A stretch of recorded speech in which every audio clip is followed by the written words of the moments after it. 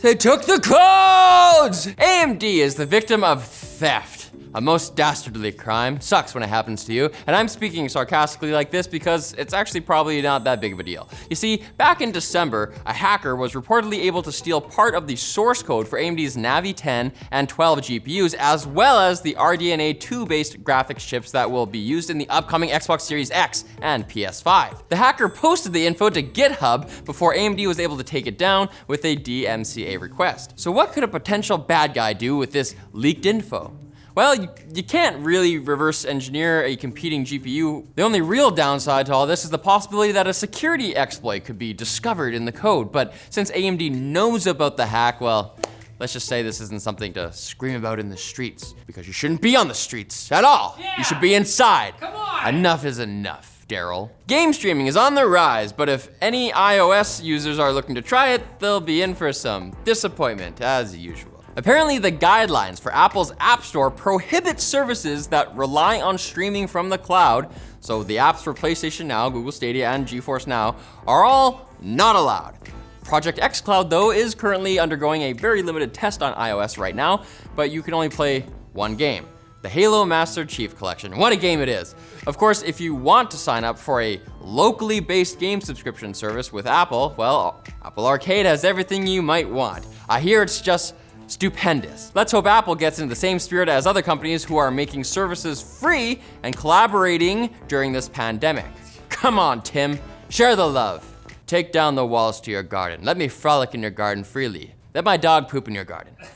Speaking of sharing love, Google gets the idea. They've pledged $800 million and 3 million face masks to the various businesses and groups fighting the COVID-19 pandemic.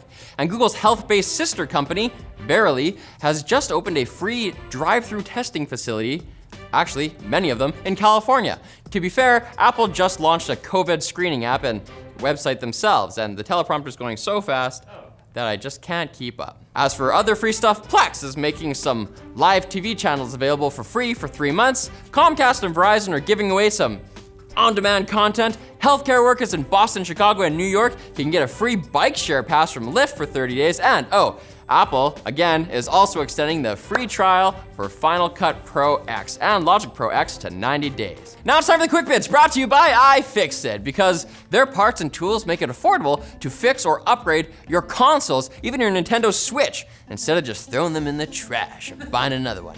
They've got all the parts you need to help fix and make your console run like new. You can fix the drift on your Joy-Con, install a new battery, or even replace the thing's fans with helpful guides that show you how to do it. Head to ifixit.com/techlinked to get everything you need to keep your Nintendo Switch and other game consoles running like you never even picked them up in the first place, like they're just on the shelf in the box. Bam. Like they're just, you don't need one of those things. On to the Quick Bits! Huawei might be kind of sketchy, but at least they keep their promises. They held their launch event for the P40 and P40 Pro online yesterday, just like they said they were gonna do. They've got 5G Kirin 990 processors, I'm talking about the phones now, not the company, up to 5 rear cameras, 90 Hz displays, and 0 Google apps, because Huawei is still on America's naughty list. So I can't imagine many Westerners going for these. But they have 5 cameras. Everything has 5 cameras now. Nice. As you hopefully know and really internalize, physical gatherings are being discouraged right now, to say the least, so some people are turning to the newly released Animal Crossing New Horizons video game to have virtual parties, social events, and even weddings in-game. Wow. I doubt they're legally binding though, but Slack CEO Stuart Butterfield, who I believe is a nice Canadian boy, says his company is working on integrating the work chat app's calling features with Microsoft Teams, meaning a Teams user could call a Slack user and vice versa. Just imagine if this leads to an ecosystem where anyone can call anyone. We'd have some way to, we need some way to identify each other though, like a 7-digit number or something. Yeah, that could work. Whoa. Whoa.